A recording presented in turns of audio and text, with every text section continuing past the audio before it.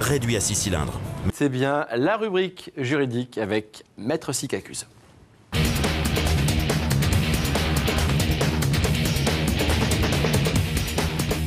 Maître, bonsoir à vous. Bonsoir Grégory. Tout de gris vêtu. Comme vous. Eh bien écoutez, c'est la couleur du moment. Maître, alors aujourd'hui, la thématique, quand récupère-t-on ces 12 points? Alors ça, il y en a beaucoup qui vont dire vite. Ben, on espère tous vite en tout cas. Voilà. Alors parce que des fois on entend 3 ans, 2 ans, 1 an, on ne sait plus. Ben, on ne sait plus parce qu'en fait, il y a un flou artistique qui est entretenu. On a parlé lors d'une précédente rubrique d'un changement sur cette question-là. Je vais y revenir après. Actuellement, la législation est la suivante. Vous avez vos 12 points quand pendant un délai de 3 ans, vous ne commettez aucune infraction. Ça, c'est aujourd'hui. Aujourd'hui, ça se passe actuellement, comme ça. Ça se passe comme ça. La question, c'est quel est le point de départ de ce délai? Le point de départ du délai, c'est, par exemple, le paiement de l'amende sur la dernière infraction. Ça peut être le jour de l'infraction, vous payez l'amende et votre délai de 3 ans repart. Mais à partir du moment où vous contestez une infraction, ou bien parce que vous avez commis par exemple une infraction qui vous oblige à aller au tribunal pour vous défendre, le délai va être retardé. D'accord. Le délai va être retardé jusqu'à ce qu'une décision définitive soit rendue. Ça peut durer très longtemps. Donc c'est pas le jour de l'infraction, c'est pas le jour de la dernière infraction. Ça va pas être ce cas de figure. On va se retrouver à comptabiliser les délais de comparution devant le tribunal. Alors vous allez comparaître une première fois au tribunal, vous allez avoir une décision, vous allez être condamné, vous n'allez pas être content, vous allez faire appel, vous allez comparaître devant la cour d'appel et vous n'allez pas être content, vous allez être condamné, vous allez faire un pourvoi en cassation et votre pourvoi en cassation va être rejeté. Tout ça peut durer 3 ou 4 années. Et ça n'est qu'à l'issue de ce délai de 3 ou 4 années, quand donc la décision... on double la mise. Ben, on ne double pas la mise, mais en tout cas, ça n'encourage pas, si on veut récupérer ces 12 points et si on veut laisser passer ce délai de 3 ans, ça n'encourage certainement pas les automobilistes à aller vers une contestation ou vers l'expiration de toutes les voies de recours. Selon vous, c'est fait un petit peu exprès c'est le système mis en place pour éviter les contestations en justice? Alors oui et non, parce qu'on peut en jouer de ce délai-là. Quand par exemple vous risquez de perdre 4 points et qu'il vous en reste que 2, vous pouvez vous réinscrire vite à un stage de récupération de points et pendant le délai qui court pour cette procédure-là, eh bien vous en récupérez 4, ça vous en fait 4 plus 2, 6. Vous perdez à l'issue de ce délai vos 4 points, mais vous avez toujours votre permis. Il faut être bon en maths quand même, maître. Hein. Il faut être bon en maths, il faut quasiment tenir un certain nombre de tableaux pour savoir où on en est et ce qu'on risque. Alors il y a eu des changements qui ont été annoncés. On en avait parlé, c'est la fameuse loi LOPSI 2. Il y a eu un amendement par un député qui voulait modifier quelques petits délais, qui voulait notamment modifier ce délai de 3 ans pour le ramener à 1 an. La commission des lois... beaucoup plus supportable. Alors, la commission des lois, elle, a considéré que ce serait supportable à 2 ans. C'est vrai que ce serait pas mal non plus.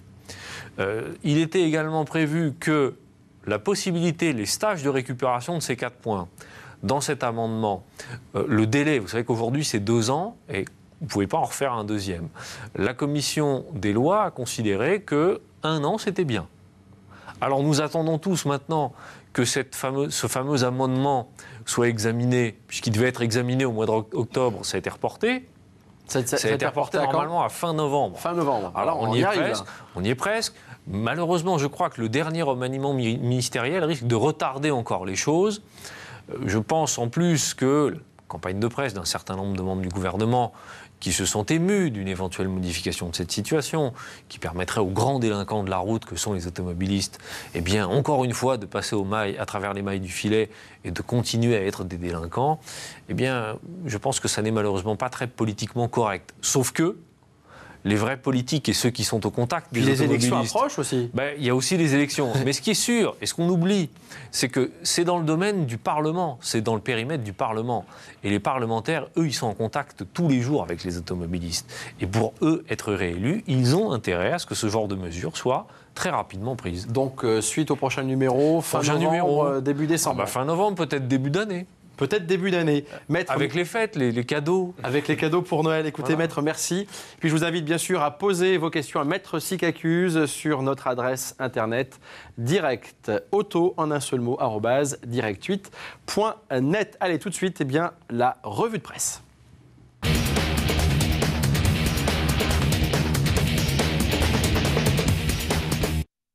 On commence cette revue de presse avec Automoto qui vous propose de découvrir dans son numéro de décembre les futures compacts françaises, notamment la Peugeot 301 héritière des 307 et 308 de la marque Olion. À découvrir aussi la future Renault Mégane Phase 2, très désirable. Vous avez aimé notre essai du tout nouveau BMW X3 ? Vous voulez en savoir encore plus ? Retrouvez celui de nos confrères d'Automoto. Après la nouvelle Peugeot et la nouvelle BMW, Auto Plus vous invite à bord de la Nissan Leaf pour un premier essai. 4e voiture 100% électrique du marché après les Peugeot Ion, C0 et e-MEV, mais avant Renault Zoé. Un Auto Plus très électrique cette semaine où vous retrouverez également les premiers pas de la première Volkswagen 100% électrique, la Golf Blue Motion prévue pour 2013. Partez enfin pour un véritable voyage dans le temps avec nos confrères de Classic & Sport Car. À une époque où les Beatles étaient les rois, une américaine faisait tourner toutes les têtes. 1966, une star naissait sur le célèbre circuit des 24 heures du Mans, la mythique Ford GT40. Redécouvrez ce bijou de mécanique entièrement rénové selon les techniques de l'époque.